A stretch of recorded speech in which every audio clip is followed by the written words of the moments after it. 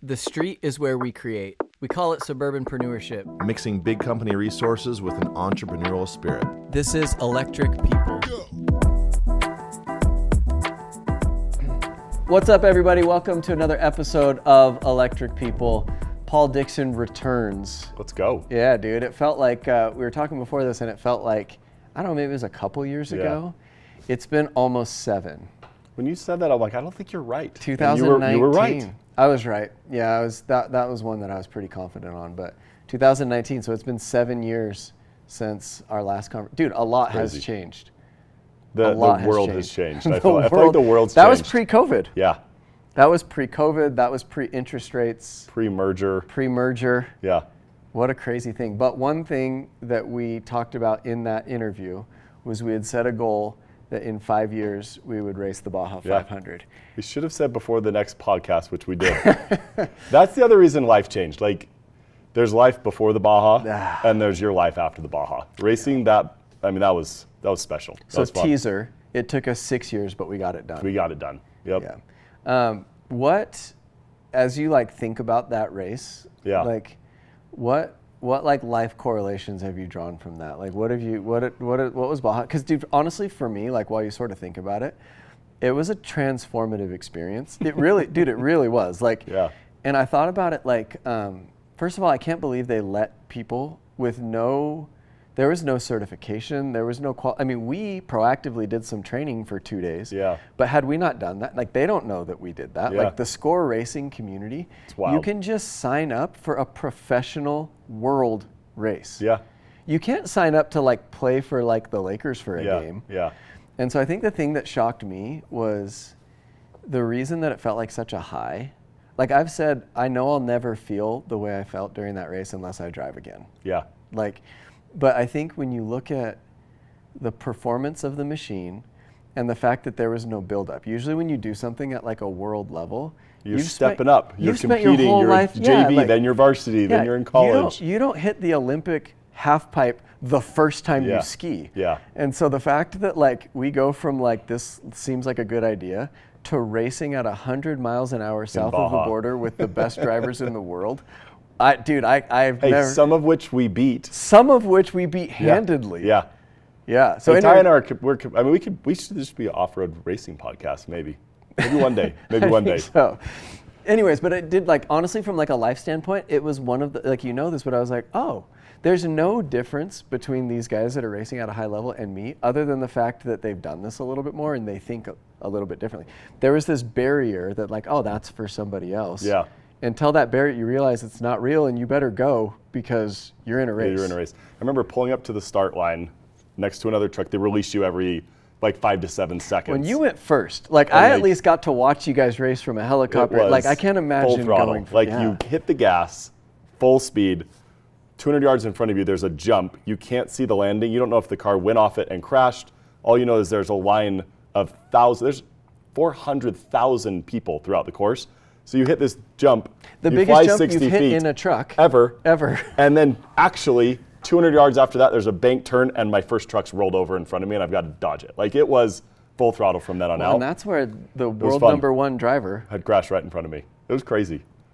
I think I hit his truck a little bit. Really? Yeah, we kind of bumped into each other. That's a claim to fame. Yeah. It's funny because that guy, Pavorty, helicopters, support team, everybody's wearing Pavorty stuff. Yeah. And you kind of bumped him. Yeah, we pushed and him you out. kind of had no reason being in the race, or did you?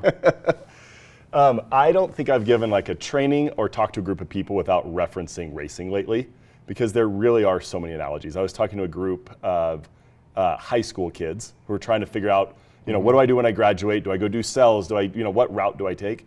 And it was interesting because I kind of gave the analogy of a race car. When you start a typical race, not off-road racing, but you have a pace car out on the track. And that's kind of like life until you graduate high school. You're kind of paced. The most you can do is you can do 3 AP classes, but you're kind of paced. But when the pace car pulls off, it's like graduation. All of a sudden, you can jam the gas, you can pull into the pit, you can go off the track, all sorts of things can happen. And you really do then start open racing. And it's all about accomplishing your goals as fast as you can. What are your goals? What's success for you? People start picking their own paths. And so it really is a very interesting, analogy and time. I thought that I heard you say that analogy before, and it's weird because you are kind of boxed in to make sure you don't go off the rails. People still do in high school, though. We don't need to go into that, but it's like even with the pace car, some people are messing up. Some people blow the track with a pace car. Yeah. But the world doesn't prepare people for that very well. Like, there's no, like, I remember, like, you remember when you brought your first child home from the hospital? Yeah. And do you remember feeling like, I'm not, yeah. Am I totally certified? Am I good? Can I leave? And the hospital's like, yeah, we're not your boss. Yeah. Like, You know, and for me, like putting myself in those kind of situations is actually something I programmatically, intentionally do. Like if it's been a few years since I have done something that's made me feel like being a new dad, I try to find something, whether it's doing a marathon or getting into triathlons or doing a bodybuilding contest or racing the Baja. Like you have to keep putting yourself in those type of situations. For me, one, to feel alive, and two, to like progress. And it really does help keep you like fresh and awake and like developing. I feel the exact same way. I remember when I set out to like learn how to surf. You know, I saw a quote from somebody that I fully believe in. I can't remember who said it, but it was something like, your progress is directly aligned with your willingness to be embarrassed. Yeah. You know, because like think about it. Like you told like we had a live stream in that truck. Yeah. So like we had a lot of people watching. I like to think that I thought I would drive well and hard, but I'd never been in that situation before, and I got a family, and like I'm not going to die out there. I'm not willing to do that. Yeah. And so it's like, but you hand out that stream link, Yeah. and our friends and family watched the race. Yeah, you got to And deliver. honestly, that could have been really embarrassing. Yeah. I didn't know if, you know, for you guys that haven't raced the Baja 500, I mean, no, if you're going too slow, you can't look behind you because you're in a neck harness and there's no rear view mirrors, and I guess the car behind you can set off a siren, but you're in a helmet and there's a lot happening. And so what they do if you're going slow is what? They ram you. They ram you in the back. Yeah. So you're driving at your peak ability on a terrain that I'd never seen. I didn't pre-run the course. Yeah. At the threat of like, so even like I got in there and I'm like, this might be a bad idea. I can't believe you didn't pre-run, by the way. I didn't have time. We could talk about the Baja this whole lot. I know. This is bad. But anyway, just the willingness to put yourself in the arena, because your career is actually no different. Like you learn when you get to different phases of your career, and you've talked about this before, and if you could spend a couple minutes on it, like people that are listening, like you think your boss has it figured out. Mm-hmm. You think that they're like confident and calm, but in reality, they're only a couple chapters ahead in the lesson than you are. And so how do you manage confidence and not foolish arrogance? And how do you manage to keep yourself in that pocket of kind of like development without, you know, I mean, it's you oversee a massive organization with a lot of people. There's pretty high risk. Yeah. We all trust you, but I don't know what's going on in your head. You might be thinking, I can't believe all these people trust me. I'm doing the best I can, but I don't know. Yeah. Talk about that. I think, you know, I've heard people talk about like imposter syndrome and that, because we've talked about that maybe a little bit, but when you pay the price to get somewhere, unlike the Baja, where we just paid to get there. We paid a price. Yeah. But yeah. When you actually pay the price, you should feel confident in where you are. And while you can be like, wow, I'm surprised and happy, but you should be confident. And for me in my career, I don't feel like I've taken shortcuts. I feel like I've put in the work and put in the hours to get the development to justify me being qualified to be where I am. And so my confidence is real, it's there, and it has foundation to it. And I think in leadership, everybody wants to be at the top. Everybody wants to be at the next level or at like a senior spot, but it actually would be no fun if you didn't earn it. Not just from a satisfaction perspective, but from an effectiveness perspective. And so for all of, you know, our sales individuals who are going through that process and are either a new rep trying to become, a market leader, or a market leader trying to become a director, or at any level, a CEO trying to get, board positions, like whatever role you're at, enjoy that place. And that's something that I think has actually served me well, is recognizing like, it doesn't get better than this. Mm-hmm. This is the best, and the next stage is the best because you've changed. But enjoying the journey where you're at, because it's giving you the development to have the confidence to go crush at that next level. What if somebody is feeling some imposter syndrome in the position that they're in right now? What if like in their heart of hearts, they're feeling like, actually like, it's kind of crazy. Like, yeah, it's fine.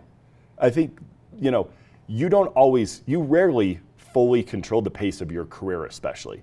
And so you're either usually going to be a little bit annoyed that you haven't gotten the next thing because you feel like you've paid the price, or because of circumstances, it came to you a little bit quicker than you might be ready, and you may have a little bit of that. And so have I experienced both of those spectrums? For sure. Right now, I feel like I'm in like a stable spot. I'm like where I am, I feel like it's well timed. But very often it is on one of those two ends of the spectrum. Getting too far out of whack, you're either going to get fired because you're where you shouldn't be, and or you you're get fired, going to leave. You're like, yeah, that was the right yeah, move. fair. Hey. It was a good time. Yeah. Lasted longer than I thought. But I would say understanding that spectrum, and as you're evaluating your career and figuring out, am I in a good spot? Where do I need to be? Those types of things. We talk a lot about, you and I just met with a recruit, and we were talking about career progression and opportunities inside Sunrun. If you are awesome and you're at a bad company, you really don't have great opportunities. And if you're at a great company and you suck, you're probably not going to progress well. And so finding like your spot and like moving through it in a logical path will give people confidence. It'll help them be well set up. And again, like enjoying the moment you're in is like critical, because you're always going to be, moving in that spectrum of imposter syndrome at, one end, or like, hey, I really need a promotion because I've been here for a minute. It's a really good point. Like, it's kind of like this earned confidence, right? Like, I feel like, I've said this to our group before, but I feel like flow state, like the definition of flow state, is kind of like sufficiently capable but sufficiently challenged. Yeah. You don't feel flow if you're in way over your head. You also don't feel flow if you're way more capable than you're just kind of coasting. Yeah. And so I remember when I was, and you talk about capacity, I'd be interested in your thoughts on capacity and like how your capacity expands and stuff. But when I was a sales rep, when I was first starting out my career, it was as much as I could handle. Yeah. It was like, I had to memorize all these pitches, this new process, what do I do? All these other people seem to know more than me. And now, being a sales rep would be a vacation. Yeah. I feel like I could literally turn my brain off and do it just Yeah. because of like I've done that for so long. And so I think your pursuit of, call it like adventure or progress in life, is the same thing as a career. It's like, you do this loaded your race, right? Yeah. Where it's like, do you feel like you can do it? Yes. Is it going to be hard, and does it deserve respect? Yeah. Like you're not gonna wake up on Saturday and just decide to do that race. Yeah. And so I think that's probably good advice for people, is if you're feeling imposter syndrome, it might be an indication that you maybe skipped a step. And maybe the universe favored you, put you in a position before you thought you were ready, but catch up really, really quick. Like you shouldn't feel imposter syndrome for an extended amount of time. That's right. Yeah. Yeah. So talk about what you've noticed. Maybe, like, I'm interested in this phase of your career, because in 2019 when we talked, you were the CRO of Vivint Solar. Yeah. Which was, back then, we would define it as a rocket ship. Yeah. We thought we were, it was a well established company that started from nothing, like a pretty respectable company. It was a good, successful startup. Yeah, and it took all of our time and attention. Yeah. And it's scaled. Now I look at it and I'm like, wow, it was a very small business. Really simple. Very simple business. It's crazy. Yeah. So talk about maybe like how your career has expanded, and maybe your perspective, or maybe it's just your capacity has expanded over the last 6 years. I think time and experience and pressure give you capacity. And I think as I look at, what is Sunrun today? What's being contemplated? What are we playing for? What's the size and scale? It really is like something 6 years ago when we were talking, I'm like, that's way bigger than we imagined, right? 6 years ago, it was bigger than you thought we'd imagined it had been? Yeah. Yeah. And like you were blown away at how far we'd come. It exceeded your expectations totally. At that point. And to think, 13,000 employees now, million plus customers, like that's a lot in 6 years. And so where that went to was an interesting place. And I think too many times people spend effort and energy focused on a future that they see based off the dynamic that they're looking at today. Yes. And so they're trying to solve like, well, maybe it's politics, and this guy's a DM here, and this. People die, people move, people quit. Worlds change. You merge with other companies. So when we comes talked, out. we were 9 months away from selling to Sunrun. No conversations had happened between the two businesses. It was on zero people's radar, and I had Vivint Solar figured out, right? And I spent a lot of completely wasted now energy on where is David Bywater, who's the CEO? Who's the CFO, Dana? Okay, what's the board? Am I like mapping out my future? And guess what?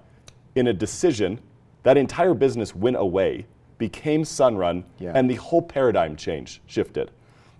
And the lesson I learned from that was like investing too much time in evaluating current situations versus enjoying and maximizing where you're at and just being open to the future is a lot better way to live and a lot more successful way to drive your career.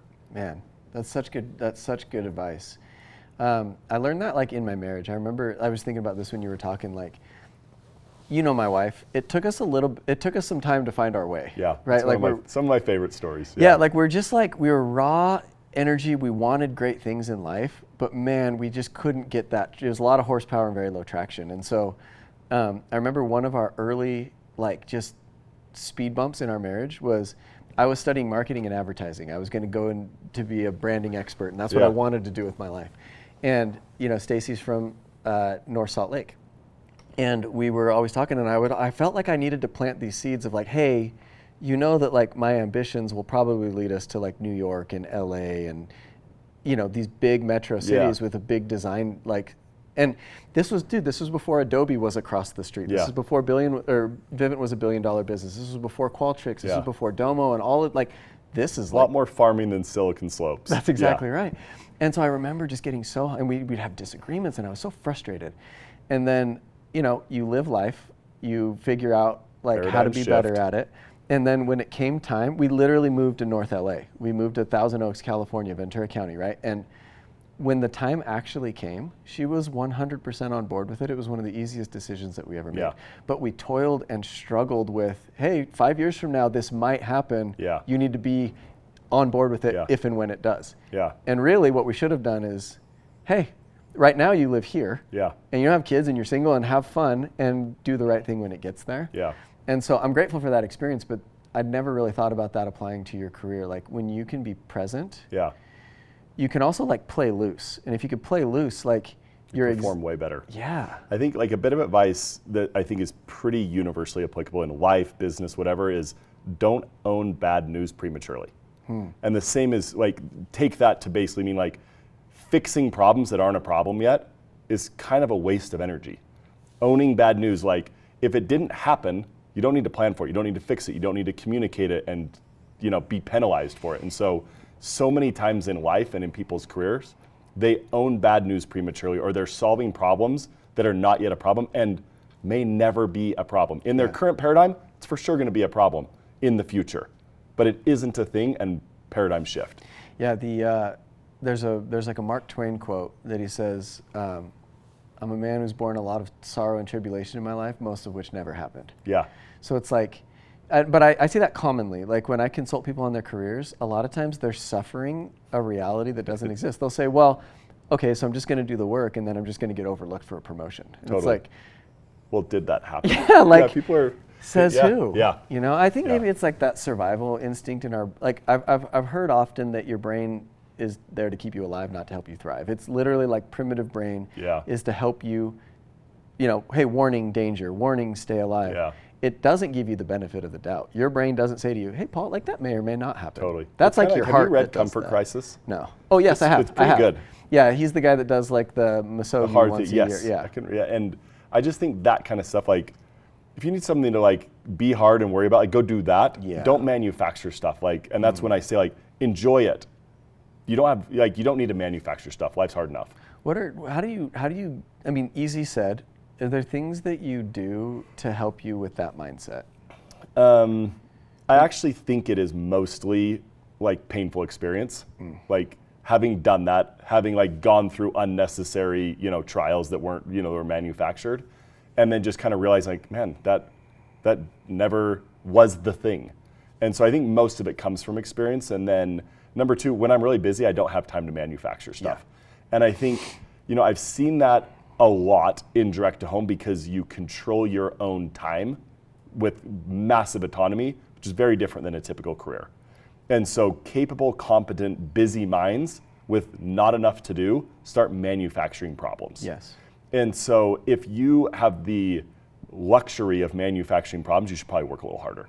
And I think that is something that I do see. I see friction in these manufactured problems in career progression or in an office dynamic or whatever it may be in, direct to home sales especially, you rarely see that in a corporate environment with someone who is super busy and in that kind of like relative flow state, and crushing, right? Yeah. I think of that a lot with, even like some of like the current like societal issues. I mean, the last 5 years, 6 years have been pretty heavy, right? Like this is very divisive, and then we faced some real threats.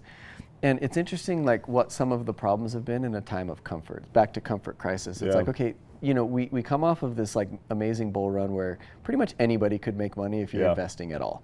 And, a lot of the kids, like a lot of the people listening to this, the sales force, they grew up with parents that kind of couldn't miss during that time. If you had a little bit of money and you invested it, you probably did fine with it. Yeah. And so those like soft times, right? We're arguing about what the placard on the bathroom says, but I'll tell you who wasn't worried about that in the 50s when there was a war going, or you know what I mean? Yeah. Like when you have something immediately in front of you that's important and urgent that needs all of you, you prioritize very quickly. Yeah, right? like if you think about our business, I actually think, a couple years, Sunrun has kind of had like some headwinds. And this summer we hit a big headwind with the policy news and like, how is this, tax credit legislation going to play out? And it was interesting. People were just heads down, grinding, doing work. Yeah. And there was no nonsense. There was no time for manufactured problems. There's no weird politics. There were real problems to go work. And like a testament to the culture at Sunrun is people just get gritty when you need to get gritty. Mm-hmm. A caution that I would give people is on the ride up can be also really like, a lot of people can lose their self on the ride up. And what I mean by that is you can you start having those luxuries again and those things again. So when real crisis, like it's never like this. It's always like that. And so I even saw myself in a meeting yesterday. We'd been having a lot of momentum. Sunrun stock has tripled, year to date. Like things are going well. We also have a ton of optimism around like the solution that we can be for some really big problems that I want to talk about. But when you have ripples in that, I got some weird news in our exec meeting, and I was like, man, I'm like pretty mad about that. More mad than I should be. And it was because I'd really liked this story of this. Yeah. I'm like, I want it to be this, not this. Yeah. Right? And so just the caution, the warning I would give to our teams is, as we're on this journey up, it's never perfectly linear. There's going to be real ripples. There will be hard times. There will be real headwinds as we power forward. And that should excite you because this would never be fun. You wouldn't develop, you won't grow. So that's piece one. Piece two. Well, and imagine had you gotten that news in July. You'd have been like, throw it on the pile. I'll Great. deal with it when I get there. No problem, man. Yeah, that's right. 100%. The other thing is, we have people at all stages inside Sunrun and any company, but a lot of the people that like we kind of built the business with, maybe you put them in that category. I'm like, you've worked your whole life to get right here. Yeah. And it's better than you thought it was going to be. Don't mess it up. And I see that happening a lot. People work so hard to get their family dynamic set. They've got everything going in their career. Their life is, they're healthy, like things are good. And then it provides this luxury to start manufacturing things or doing, things that actually jeopardize what you've spent the last 20 years building. And so I would just caution people, like, I try really hard to do what I'm supposed to do, not what I want to do. And that's something that served me really well in my community, in my home life, and in my career. And I think if people can continue to apply some discipline as they experience success, they'll see success continue to happen rather than stall out. And I think that's a real element of capacity, is a maturity to continue to be disciplined as you have more autonomy and success. Yeah, and you see really that mess up people a lot.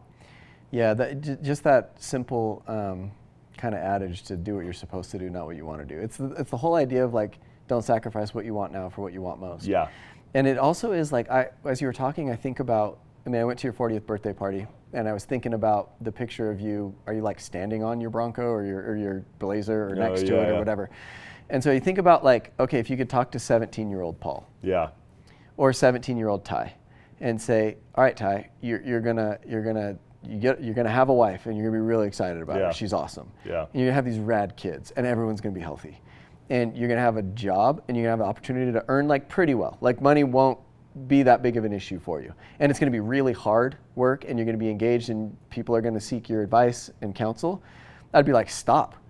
Really? Yeah. This is amazing. Because when Yeah. you're 17, you're like, I hope I can start a family. And Yeah. like, if I could be an adult and have a house, that'd be pretty That'd be awesome. sick. Yeah. And so your idea that it's better than you thought, that's a really true thing to where it's like, if you can go back to 17 version of you and say, hey, what I would have said is like, dude, I would like to be healthy. I'd like to have a cool family. If I could make some money, that'd be great. Yeah. Drive cool cars every now and then with my friends. That's a bonus. Yeah. And so it's like, stop. Is it what you thought or is it better? Yeah. It's exponentially better. Yeah. And so I have this theory that like back to the brain not helping you thrive but survive. Your brain, it doesn't account for grace, luck, serendipity, all of those things. It only looks for what if you screw up? What if this is the wrong decision? And what if you get fired? Stop. Life experience has shown you that the worst case scenario never happens. Yeah. Not to say you haven't dealt with real things, but the worst case scenario, more likely than not, you catch a break somehow. Yeah. Or that thing that ended up being a trial, I'm actually kind of glad I went through it. Yeah. But we don't learn that. We often think like we have a ability to spoil right now with whatever we're worried about that hasn't Yeah. happened yet. Yeah. You know? I also think, like in the evolution of this business and even in like, development, raising kids or with your relationship with wife, like Mary says this all the time. She's like, don't quit before the miracle. And, we talk about that in terms a lot of like the ultimate success that we're trying to drive, building shareholder value and these goals that we have as an executive team for that shareholder value. And people so often quit before the miracle. Yeah. And I just see people, doing that. And I'm like, man, you were so close. And you worked really hard to get really close. Yeah, I just shared this with the group the other day, but in when we were doing summers, you could plan out your kind of like your year because it would be kind of a routine. It's like it's like a college professor planning their semester. You kind of know what you're going to teach at what time. And I would have these quotes. I'd have 18 quotes for an 18-week summer. And so one of them that I would put on the board around like August 8th. So August 8th, I mean, door-to-door sales in the summertime, seasonal sales. That's when people are like, you've been grinding, you can kind of see the end. It gets a little bit harder to lift your fist to the door, but you're still in it. And the quote would always be, much good work is lost for lack of a little more. Yeah. Where it's like, and it was like a railroad entrepreneur guy. And so it's like, if you're building railroads, if you're linking, transactional like routes and things like that, matters. it's all that matters. And Yeah. it's like, dude, you could lay that rail for hundreds and hundreds and thousands of miles, but if you can't connect those port cities or whatever, it's for naught. And so when I look at everything that the business has been through, when I look at like a salesperson or a leader that's come in and they've been embarrassed and they've figured out the job and they've faced their family and said, I'm going to do door-to-door sales, and they've had rejection, and they've had sales, and they've started to figure it out, and then they quit. It's like, man, you already paid the price. Yeah. You did it's like you already went to the gym. You're already sore. Yeah. Like it's not going to hurt as bad the second time, Yeah. but they quit just before the end. So anyway, I think it's really good to have like that focus and that presence. I'm really fascinated on how you create it, on how you, and you mentioned like, past pain has shown you to do that, but I also think it's something you talk about, something that Mary talks about. You talk about, hey, these are the good old days, like literally right now. Yeah. Maybe talk about your philosophy on that, like what you've explained to the groups about, these would be the times that you remember. Also, you're not going to be younger than you are now. You're probably not going to be healthier than you are now. Maybe a piece on that. Yeah, I think like balancing life is, something that I think is always really relevant. You're early in your career, and I think some advice that I've got early on in my career that was really relevant is you're never going to be balanced. And by that meaning, like you're 50-50 home and work, like those are not the right solutions. It's really dynamic. Yeah. And I think to be successful, you really need to know how to read those dynamics. And there are times when I am very overweighted at work, and I know I need to, and I know I can, because of how things are managed at home or with the other commitments that I have. There's time that I need to wait more on my attention at home. and spend more time there, be more present, have more, like whatever that is, being able to assess dynamics and being in tune is critical to be able to scale in your career. So as you like are evaluating those things, if you're off, it can be pretty devastating to your career, to your home life, whatever that may be.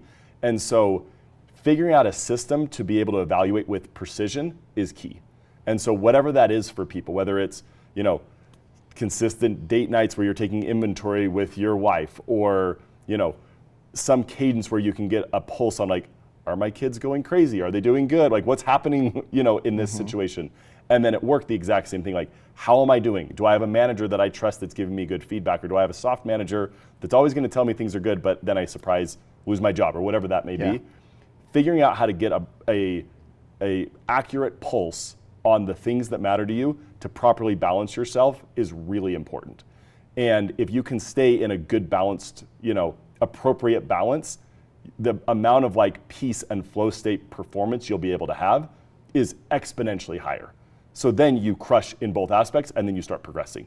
You build a better family, you build better culture, you do funner things, you're progressing in your career, you're going faster. And going back to that like race car analogy, I always feel like I'm in a race. I like racing, I like competing. And so getting the most out of my life as I can is really high priority for me. And the most out of it is like manifest in a lot of different ways, but I really do care about extracting the most and living life to its fullest in both my career, in my hobbies, in my home life, like in all of those things. One thing that I've learned as I've reported to you for the last 3 years formally, but I've known you for a lot longer than that, is you're really good at prioritizing. And obviously to be in your position, there's a million things that you could work on, all things that are good. There's always 2 to 5 things that are the things, and you're very good at selecting those things. How do you focus on the right things? And then secondarily, the other thing that you're great at is building your life, and you stand guard at your time really well so that you can work on those things. So how do you select the right priorities, and how do you keep those things the first things? I think for most people in their role, if they've paid the price to get there, identifying what are the right things is actually not that hard.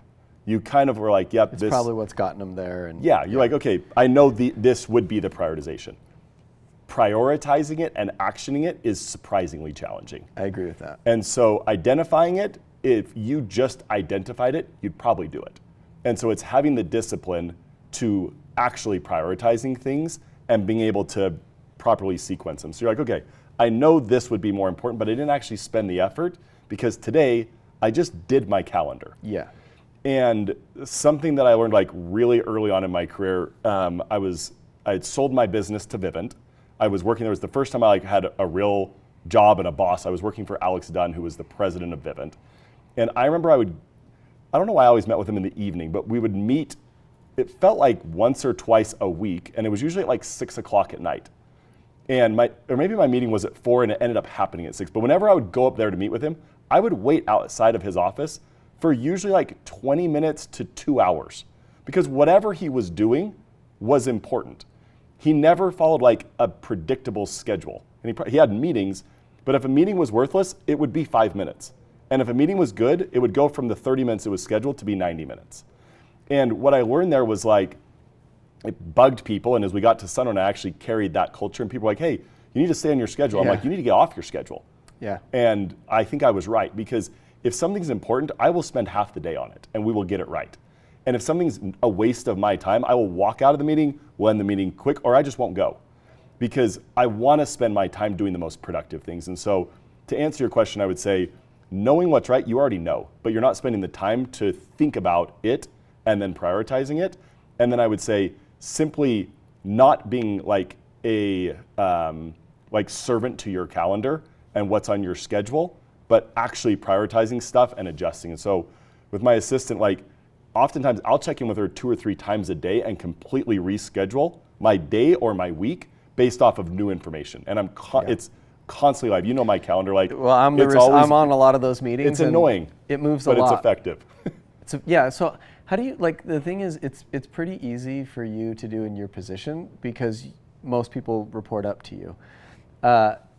it's pretty hard. Like, and you've managed different roles. You didn't start as the president of Sunrun. You've done a whole lot of different roles.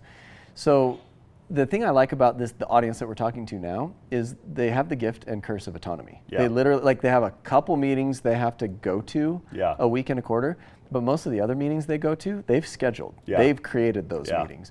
So maybe some tips for how to make sure you're keeping the first things first, right? Yeah. Because the things that are hard in the street and in neighborhoods and stuff like that is you have, the knocking, right? That's something that generally is not if you keep a schedule, it's because you're super productive. Yeah. Right? It's not I have to knock at 1 or else the team's going to be waiting for me. Yeah. But then they have all these other priorities, and the very best leaders will time block and they'll give time to the first thing, and the schedule can help them make sure that they keep that first and foremost. But as you've progressed through, what tips do you have for people that want to be more productive with their time and stand guard at their schedule to keep the first things first? Yeah, I think for most people in a direct-to-home sales role, it's a lot easier to be this meeting or that meeting. It's a lot harder to be there's empty space here, what do I do? That's what I'm saying, yeah. And if people actually reflected for a minute and said what is my job and what will create the most value? And that's a question I ask myself all the time. My job is to drive shareholder value. So what will drive the most shareholder value? What can I do right now to drive the most shareholder value? And I will do that thing. So if you have a block in your day, right, and free time, which is the majority of most people's schedule in direct to home, thinking about what is the most important thing I need to do to drive forward my job? And where do I want to get to? How do I do those things? For most people, it's more time selling. For a lot of people, it might be more time learning how to sell better. For other people, it's managing accounts. For a DM, it might be spending time and actually doing proactive interviews. The proactive work is the hardest work a lot of times and some of the most value add. There's a lot of things that need to be created or just need proactive innovation and creation, and that's some of the hardest time to be I can't mindlessly just sit through a meeting. I've got to buckle down and create something here. And in isolation, when it's just you, it's even harder. Something that is really helpful for me is getting another person in the room. It keeps me on task, and it really helps me drive that forward. So I use Parker a ton. Parker Stevens is our head of innovation, and whenever I want to just think, I don't do well alone. I like being with people just generally throughout my, in pretty much anything I do. I like groups, I like people. I'll just get Parker and be hey, and we just start. And before you know it, it's been 90 minutes and we accomplished the task. On board prep and when we're talking about innovative ideas, that's something that I employ a lot. So a tip could be simply just getting someone to do it with you. Yeah, I think also being very clear on your role and calling that to the forefront of the question at hand. Not saying what do I have to do today? It's what's my job and what would be the most advantageous thing to do with my time. Because that really does, if you say what do I got to do today versus what would be the most valuable thing to do today, a lot of the things that you've got to do, who said, you actually could move them or you could hand that off to somebody else.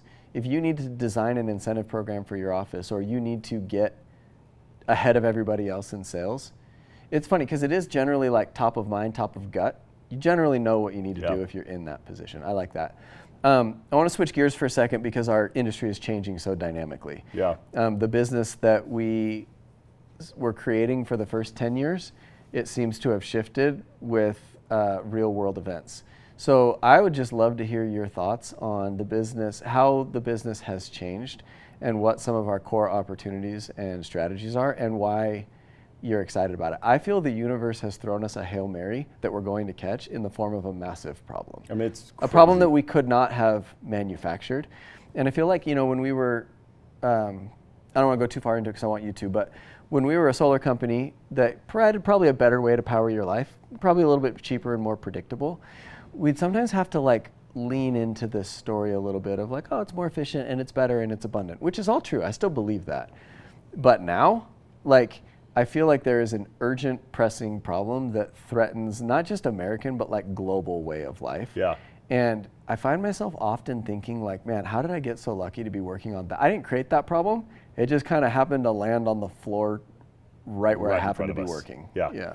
I feel I want to grab everybody by the face and be do you get what's happening right now? I've never been more excited and felt luckier to be at a company with this type of dynamic taking place. So for a long time, I agree. I feel like we kind of had to like work up and manufacture a bit some of like the synergies and opportunities for the business. But in and of itself, like, yeah, it's a great business. It like, you know, you're locking in long-term annuity streams, like it's a great business.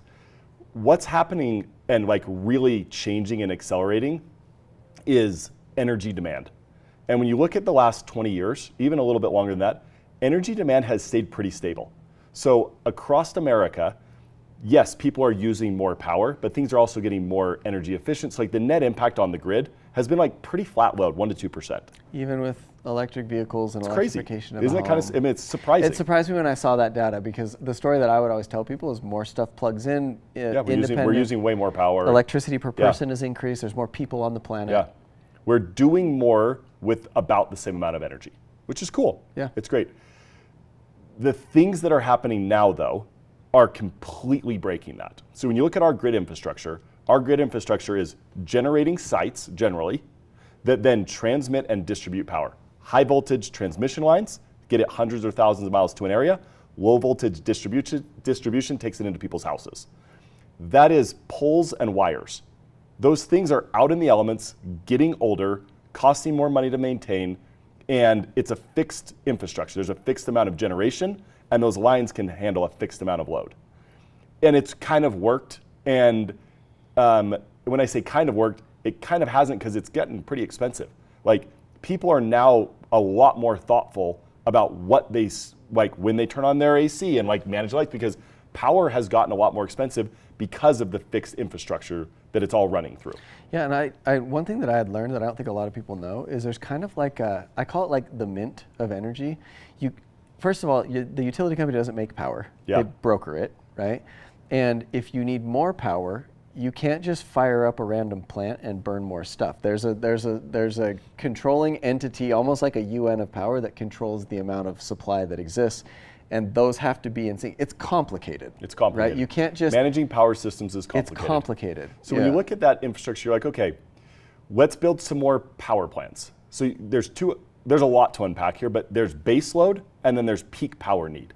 And if base load is? Base load is like, this is the constant amount we need to be supplying. And when everybody gets home and we need like a surge of power, this is the amount at the peak we need to be able to supply, or else we're going to have blackouts or brownouts. Yeah. You're like, okay, that's a thing to be aware of if you're managing power systems in America. As energy starts climbing, so you look at compute, the amount of energy it takes to drive AI completely dwarfs anything we've seen in like on our grid infrastructure. And it's not going away. Will it get more efficient? Absolutely, great. It dwarfs anything we've seen. So when you look at that dynamic, you're like, okay, we need gigawatts of energy. It's fascinating. You look at some of the biggest energy generation developers in the country, and they're the ones that make it, and they're saying, I don't have a solution for 5 to 10, some of them 30 years. Yeah. Hey, if you get out of my way, cut the red tape, I can do it in 7 years. Is it 7 years doesn't work. Yeah, is it the Duke CEO or NextEra? NextEra. That's NextEra been Energy. doing He's public. amazing. He's been going on like the AP wire saying, Hey, I we run the need biggest more power. one, and we don't have enough. Yeah. So you look at that and you're like, okay, the generators, the people that make generation that know how to build power plants are saying we can't build them fast enough. The peak capacity load of a nuclear power plant that everybody's like, this is going to be the savior. Mm-hmm. I think we've built 2 of them in the last 25 years. They take 20 to 30 years to build. They're a gigawatt of nameplate capacity. Sunrun, at its peak power capacity, builds about a gigawatt of power in a year. So you look at that and you're like, oh, wow, Sunrun actually generates a lot of power. And I remember early on raising capital for Vivint Solar as a startup and saying like 5 to 7 kilowatts on a home is a tiny amount of generation. But if you do it a lot of times, it's a big number. Mm-hmm. And like, it's really simple, but it's now become a very big number. Sunrun has over 8 gigs of solar generation, right? Over 1 million customers. We have over 3 gigs of gigawatt hours of battery capacity. We've publicly announced that we will have over 10 gigawatt hours of battery capacity by 2028. And when you think about that on a size and scale, you're like, okay, that's really interesting. So effectively 10 nuclear power plants. Precisely. So when you think about the challenge with solar is it's intermittent, right? It only produces power when the sun is shining, unlike a power plant that constantly produces power. Introduce batteries, and all of a sudden you can store that power and then make it dispatchable when you need it. So for utilities, we're now entering really interesting contracts with utility companies where we're saying, hey, you guys need more power. You need it at certain times. We have hundreds of thousands of batteries that we can charge up from the excess solar generation and then dispatch it to you when you need it. And they'll pay a lot of money for that. So the opportunity for Sunrun is essentially the grid infrastructure can't handle more scale and size. It's not set up for growth. The country absolutely has to deliver on growth in energy to be able to compete in AI. And Sunrun is the solution to deliver that. Well, and you add another, like a cultural complexity where it's not just these technological innovations are coming and that's going to make life awesome. Yeah. There's competitive world powers that are vying to get there first. Yeah. And whoever programs the AIs, like if you look at like, these podcasts that are coming out right now with like the Sam Altmans and whatever the guy's name, they call him the godfather of AI. Yeah. They'll always ask like, are you scared? And they're like, well, I think it's 80% going to be awesome. It all hinges on who programs it and what they program it to do. Yeah. And so it's not just, hey, we want to do AI because of the opportunity there. There's a massive push from competitive, like oppositionary world superpowers. Yeah. And we have a real vested interest in getting there first. Well, if you just look at societies that thrive, they're societies that have a surplus of energy, making costs to innovate and manufacture cheaper. Yeah. And those are societies that thrive. And for the first time in a meaningful way, that's flipping in America, and it has to have a solution. Yeah. It really excites me that, like, we talked about this 5 years ago. Like, well, maybe like really 4 years ago, we really started driving batteries. Yeah. That, like, we've been kind of underground building an alternative utility, like company / like an alternative grid, essentially. I kind of laugh. I mean, like, now people are catching on. Yep. They're seeing this. You're seeing a lot of startups and this exciting like venture and private equity money, like reacting to these pitch decks of people like, hey, we should have batteries on the grid. Distributed residential batteries are such a superior solution to utility scale batteries. Utility scale, you have a bigger battery, which is so great. Utility scale is, you mean you find a you put a big battery and interconnect it onto the grid, or so a you bunch put it in of a batteries. field or something like Correct. that, and it's a storage house. Or Bingo. Something. Yeah. So the challenge and the timeline to get that done versus doing hundreds or thousands of 10 kilowatt hour batteries or 13 kilowatt hour batteries, it's such a superior solution. The other key thing that Sunrun's doing is with our Flex product, we're focused on putting as much generation and as much storage as that home can handle into that home. So rather than getting a little bit of storage, we're maxing that roof out with solar capacity. They only pay for the capacity that they need now, but it's there to flex up if they need it, and they pay for it only if they need it. Only at Sunrun, that's an incredible product. We're doing the same thing on the storage side. We're investing in storage, putting extra storage in people's homes so that we have more capacity to be able to do what we know the country is going to need with distributed power plants and pushing that power onto the grid. And so we're making an investment in the future. And all these companies that are deploying tens or hundreds or thousands of systems, we're going to deploy well over 100,000 batteries this year. Like, our size and scale makes it's ours to lose and a massive solution to the problem. Yeah, it makes me really grateful for, when we were driving adoption initially, it's the things, right? It's pretty slow, it's kind of expensive, they're hard to get with the COVID and supply challenges. And then, hey, these things take longer to install. Yeah. So a lot of short-sighted reasons to not do it. Yeah. And it makes me, one, grateful for the leadership group for the strategy, but also for the salespeople, because they kind of had to have faith and believe, like, hey, this is going to be worth it. Yeah. The next few years, it's crazy that, like, as the world's waking up to it, we're 4 years into a really functional solution. We've pretty much optimized like the process, and it's proven to work. So now when we go to look at different opportunities and things like that, we can point to real data of say, oh yeah, this is when we shifted X amount, 60,000 batteries and dumped it into the grid and avoided disruption to American lives. I mean, it's pretty crazy. We're ahead of pace to have 10 gigawatt hours of batteries by 2028. So if you think about that, that's depending on battery size we put in homes, but that's like 700,000 batteries, 800,000 batteries. When you look at like our business model, we have a business that's public and valued on, a bunch of core solar metrics, which is, great. I think as people and investors wake up and see the opportunity here, if you have 800,000 batteries, we're beating on pace. We're trending above our forecasted $2,000 of net present value per battery that's enrolled. 50% of those batteries are planned and ahead of pace to be enrolled in distributed power plant contracts. So if you have 400,000 batteries at a $2,000 NPV, the growth rate curve, go raise capital on that business. That's one of the hottest businesses that's going to be built over the next 3 years. And it's inside Sunrun as a subsidiary piece of our business. And I think as investors understand what we're building here compared to the real money that's being poured into venture and private equity deals, mixed with the stability of a customer paying for the fixed solar anyway, we're building a truly unique and highly valuable asset. Yeah, it's pretty exciting. And also when you layer on top of that, the fact that the people that are working on this project, the group that I work with directly, one exercise that I do quarterly is my planning session is I just try to look at where I'm at in the world and how I can serve in my capacity. But one thing that I'm wildly aware of is I didn't create this problem and I didn't create this solution. A lot of the people that are listening to this, they weren't here in 2010 when the company started. Generally, ownership is reserved for founders that take big risk, that actually risk capital at the opportunity to have some sort of exit. Here, we're looking at, one, our story is becoming more compelling.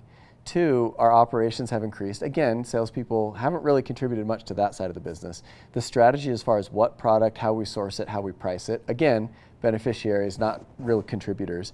But we still need them people still don't sign up for this on their own. So while that's the case, there's still extreme value in going into communities and changing people's minds.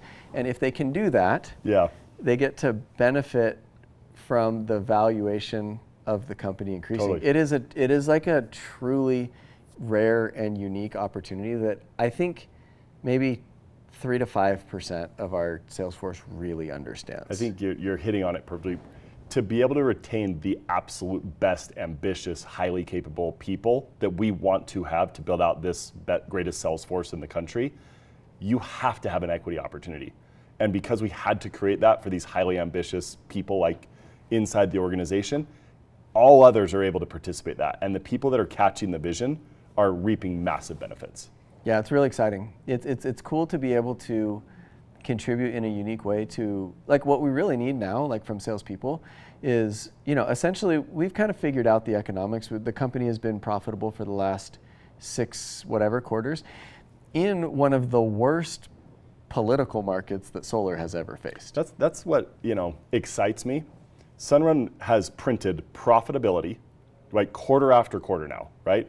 We took the business who previously was not generating cash on a regular, consistent quarterly basis, and we're approaching 2 years of consistent quarter after quarter after quarter cash generation.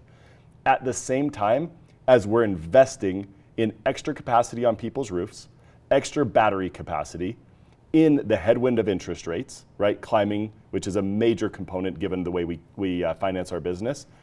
All of that and negative policy, making massive progress, and smashing on volume, really building out something special. The culture inside Sunrun and the team inside Sunrun, the grit inside Sunrun, the innovation inside Sunrun, positions us absolutely perfectly to have met this moment so perfectly. And so I truly, when I say I get so much energy out of this and so much excitement. So one of the things that I've been had unique proximity to is your ability to build teams. I think a lot of people, they see you at the conferences and they see you on Run X Studio and they'll have conversations with you one-on-one.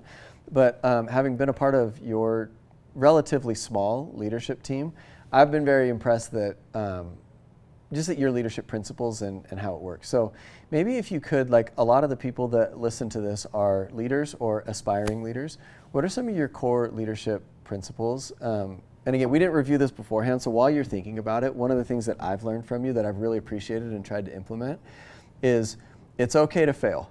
So many organizations and people are I don't know, they just play it safe. Yeah. And it feels like if we're playing it safe on your team, you better be failing a lot. Like I took my kids snowboarding a little while ago, and they were all like kind of like whining and grumping, and they're like, oh, I'm not very good at this. And I kind of just told them, I was like, you guys, you are not falling near enough. You are learning how to snowboard. You should be falling 2 or 3 times per run. And they were kind of like, oh, I gave them permission to fail. Yeah. And so on the next one at the bottom, they had all fallen a lot, and they were super happy. And I feel a lot of that with the team, where it's like, I feel like if I'm hitting targets and never making a mistake, you would be like, are we pushing? What are you doing? I mean, you probably remember, like, I think every time I have a new team member join, I have a similar conversation, and it's exactly that. Like, if you're here to play it safe, you're not going to last long on the team. Yeah. And if you want to be safe and secure, you're going to be anything but safe and secure. If you want to find a place where you can push and innovate and drive and fail with like a big security blanket, you're in the right place. I want people to be pushing the envelope. We have no time to play things safe. We're not at a business stage, or like meeting an opportunity that allows for that. And that's boring. So that is definitely like a core element. For me, I have the best team in the company always. And that's like something, I don't know if I got lucky early on, but I've been criticized for it, I've been praised for it, but throughout my entire career since Vivint Solar through today, I have always had the strongest team. I've had the strongest analytical functions, I've had the strongest operational capabilities, and we've always had the best sales skills. And that like dynamic and creating skills that can ensure that you can drive initiatives forward is critical. So I think an area where people like break down a lot is on the analytics side. They have like a lot of horsepower to go and do things, but they're not doing the right things or the most highest value, the most high value things. And so, especially in sales, learning where you're broken, being able to identify it, and then you know how to fix it. You just didn't know what you needed to fix. Yeah. And so figuring out analytics and data, I think, is like a very critical element. If you aren't managing with data, you're probably fixing the wrong stuff and misprioritized. Yeah, that's great insight. We found one the other day where the solution often, again, that's not the expert. It's not, almost anybody could drive the solution, it's finding it. And so one of the things that we've seen in both Street and Fusion in the last year is we've been driving these initiatives, we've been driving new products, we've been adopting, we've been better economics. Yeah. We've been working on conversion rate and things like that. But in our QBR, I don't know if you remember this, but in our business review, I was presenting kind of the state of both businesses, and a light bulb flipped in Mary, and she's like, oh, you just have a headcount problem. Like, your active headcount has decreased. Your production per rep is about the same. Your profitability is better. You just need more people. Yeah. And so that was the story we were trying to tell, but we recently came out with this scorecard that is, dude, it's 3 lines, and it basically, of all the things you can measure in this business, and it's, in the last 24 months, what was your peak headcount? What's your current head count? What's your target? Yeah. So it's like, oh, I'm down 30%. Well, I just had 30% more active heads. Well, that's easier than the problem I'm trying to fix right now. Yeah. Let's just drive the active heads. But I've never felt like and I want leaders to think about this. Like, I've never felt like you were like, hey, that initiative that you tried didn't work. A lot of times I'm like, hey, the initiative didn't work. And you're like, okay, what are you doing now? Well, I'm gonna try this other thing. All right, good luck. It's never been like, well, it didn't work, let's talk about it if you have another one of those. And that's like, again, look at like a batting average, look at like investing. Like, venture capitalists, they hit 1 or 2 times out of 10. You know what I mean? And so I've always felt like I've got opportunity to, or I've got permission to fail. I don't have permission to not try. Yeah, I love that. Yeah. I'm glad that culture has been like, gotten to the end of the road. I think the other thing with team culture is getting people comfortable to be able to fail takes some baseline work. Yeah. And I think, when we have team meetings, we try to, on a pretty intentional cadence, read the culture and understand the room. And if we aren't at a place where I feel like we've got the right vibe created, we'll take an entire staff meeting, as you know, and we accomplish no work. We're working just on the team. Yeah. So we're having some conversation like, hey, everybody's going to go around the room and tell me what's the least valuable, what should you stop doing to most benefit the company, and what should you start doing? Everybody tells every person in the room that. The types of vulnerabilities you create when you have properly prompted questions to open up dialogue, create culture, build trust, you're able to go so much faster. Yeah, the worst thing that you can do is read the vibe wrong, but accomplish whatever task you thought. Yeah. Like the culture and the vibe informs what you should do next. Yeah. You know, that was one thing that actually surprised me. Is I think on the outset people would look at you like you have a reputation for moving pretty fast. You have a reputation for being pretty direct with the direction we need to go and like what you expect. I think most people would be surprised at the time. Yeah. Because you move fast, the time you take to make sure that the room is, I don't know if I want to say safe, but Primed. Yeah. Yeah, that's exactly right. And sometimes like the best thing you can do in a sales meeting is stop, check in. We've gone through a lot of rejection. How's everybody doing? Yeah. Or, hey, we just went through this one big, beautiful build. That was probably pretty scary. How's everyone feeling? Or, hey, we just announced a major thing. Who's on board with it or who needs to talk about it? Yeah. Like, you don't do that every meeting. I mean, I can think of, we probably do it once a quarter. Yeah. But that level of intentionality, it seems to be like an ability to focus on what we're really doing here. The purpose of the meeting is not to go through the agenda. The purpose of the meeting is progress. Yeah. Right? As far as, well, let me ask you this. You talked about how you always have the best team. It takes a lot of work. John Maxwell says, show me a system that's working, I'll show you a leader at work. You haven't gotten lucky with the best team 14 years in a row or whatever. Yeah. How do you elicit greatness from people? How do you draw it out of them? How do you see people's potential and fan the flame? I think base start point is you need to understand the person. And so I was actually just talking to Mary and I'm like, man, I just need to spend some time on this person. And there's no faking it. You truly just have to spend time to understand the person and understand what makes them tick. What do they care about? What makes them, lose energy? What gives them energy? And if you can get a good understanding of the person, you know how to extract value. Like extracting value is pretty obvious once you understand who you're working with and how to put them in a position to be in a flow state. You don't always get it perfectly right, but if you invest the time, and people change, so it's not a one-time investment, right? Like we talked about that at the beginning of this episode, like worlds change, paradigms change, people dramatically change. And so understanding where your individual leaders are at a given point in time is critical to be able to extract, value out of them in a selfish way, but also to be able to give value to them, right, in a selfless way. Like you want them to be fulfilled. And so if you're helping them be fulfilled, you're going to get a lot more out of them. And it really does just take an understanding of that person. And I feel like, at any given time, I've got two people that I'm probably behind on that I'm like, man, I need to go re-understand where are they at, what's making them tick, how we doing. There's some that so it's a constant effort, would be one point. Another is, balancing their energy and helping ensure that it's sufficiently challenging, it's sufficiently rewarding, and it really is you're kind of a puppeteer, managing a lot of emotions and people, and then two of them are clashing up against each other. It's fun. It's definitely work though. The word you used that stuck out is invest. It's an investment, right? You don't make an investment with your money, and then I'm going to call this group that's building a house. I'm going to chew them out. He's like, you made an investment, let it play out. You also would be pretty calculated. An investment means it's a calculated use of your time. I was thinking I know your family and I know your kids. And so I was thinking what if I were to say, you just need to grab Steele and you just need to yell at him. Yeah.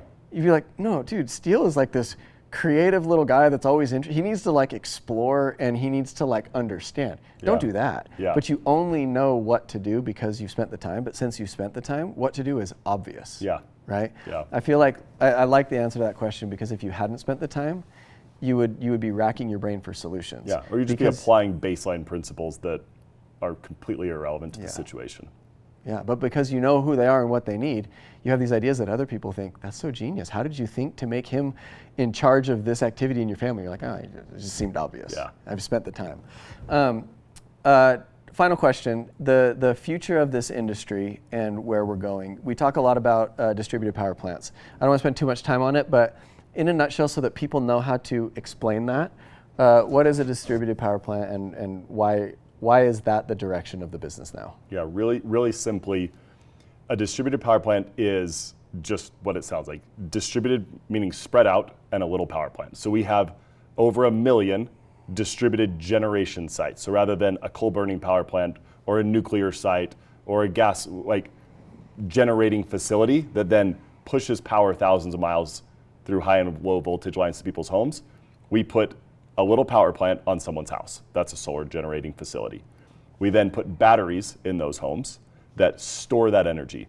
A distributed power plant contract would be us pushing the power out of those batteries to the utility and getting paid for it. So it's a whole different business that we didn't set out to start. It's pretty amazing, isn't it? When you think about a market like Texas, it's a deregulated market, meaning there's customers have choice in probably 80% of the state on who to get their power from. So there's a bunch of retail energy providers. You could pick to buy your power from this one or that one, and they all have, creative offerings to get people to sign up on their rate plan. With those models, they're contractually obligated to provide power to that home. They then go to ERCOT and they have to buy power to be able to supply that home.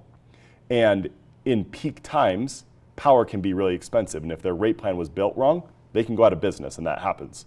If they do it well, they can make really good money. What we're seeing is having another option of generation that's dispatchable and available right now is incredibly valuable. So as these retail energy providers are doing their planning, having an option to lock up a bunch of Sunrun batteries to be able to call upon when they would historically have to go to ERCOT and pay extreme rates, having a contracted rate with us throughout, month over month, and just having that understood and in their rate plan is really valuable to them. So the solutions that we can provide in deregulated markets are really unique and incredibly exciting, and our size and scale makes us a far more viable solution for those players. So we're really excited about it. The other thing I would say is, just to end on, direct-to-home marketing is an interesting thing. We're doing a ton of innovative things around, online selling and selling, customer add-ons and e-commerce selling. And there's a lot of innovation that's going to drive our costs down. That's going to be fantastic. Educating customers on these opportunities, it takes time, it takes investment, it's a bit complicated, and a direct-to-consumer sell is such an effective way to do it. And so as other people pop up and other battery options pop up, they could go pour hundreds of millions, truly, into marketing and advertising and still not have the concentrated reach that this model has. So I'm really excited about the reality that direct-to-home actually thrives in this new model for us. So it couldn't be a better time to be in direct-to-home at Sunrun. Yeah, I love that you said that. I also think maybe to close us out, and we've talked a lot about high-level business strategy and like where the world is going. A lot of this is really important for salespeople to know because they're professionals. The challenge is how much of this do we communicate to customers, because it can be a lot. And so my challenge to the sales leaders and the sales reps is upgrade your story. Find a very simple way to explain this problem. If you're still knocking doors saying like, hey, power is expensive. Power for savings. Yeah, and savings. You're missing, catch up. Like a pitch now with the speed of messages that get transmitted and technology, a pitch expires every 6 months. So now we should be hitting on, hey, there's a problem. Yeah. And the problem is there's a surge of demand that we're not capable of meeting right now. And so we're giving you the opportunity to, one, financially benefit, and two, increase your security against the changing world. And that's a very compelling it's pretty crazy. market. The distributed battery, the power plant that we're pushing onto the grid, the same thing backs you up in an outage. And the probability of outages goes up with this problem. It's like, reps have got to understand this. And as you understand this, you'll realize the differentiation of selling at Sunrun versus selling solar somewhere else has never been a bigger gap. Yeah, and I love that, like, even in a scenario where you are dispatching to the utility company, in the event that maybe so say I dispatch my battery at 9 p.m. and the power goes out. Yeah. Worst case scenario, I'm without power till the sun comes up and refills my battery. Well, even better than that, one, if there's any planned weather events, it's pre-contracted, they can't call on the battery, and we never dispatch our battery below 20%, and we're building larger batteries, so 20% on a 20 plus kilowatt hour battery capacity, you still have enough power. So it's like, amazing. We've thought of it all. Thought of it all. Hey, thanks for spending time with us. It's been very insightful. I feel like we need a goal. A goal? Like last time we set a goal. Baja oh, before, we need like a fun goal. I think we need I thought you wanted like a company goal. I just want the same goal. Ooh, I want to do another podcast sooner than 6 years. Let's do this. We talked about, One of my very simple bucket list items is I want to race an exotic car down the Autobahn. I've just never done it. Done. All right, how Love it. long? 3 years? Before the next podcast, and it should be in 3 years or Within less. 3 years. Yeah. Maybe not the next podcast. We should do a podcast. We should do it from there. All right, in the next 3 years, we will drive high-end vehicles at flow-inducing speeds down the Autobahn. Done. Here we go. All right, thanks everybody for joining us. If you like what you hear and are interested in joining the team, DM us on Instagram at RunXStreet. What are you waiting for? Shoot us a DM and let's get going.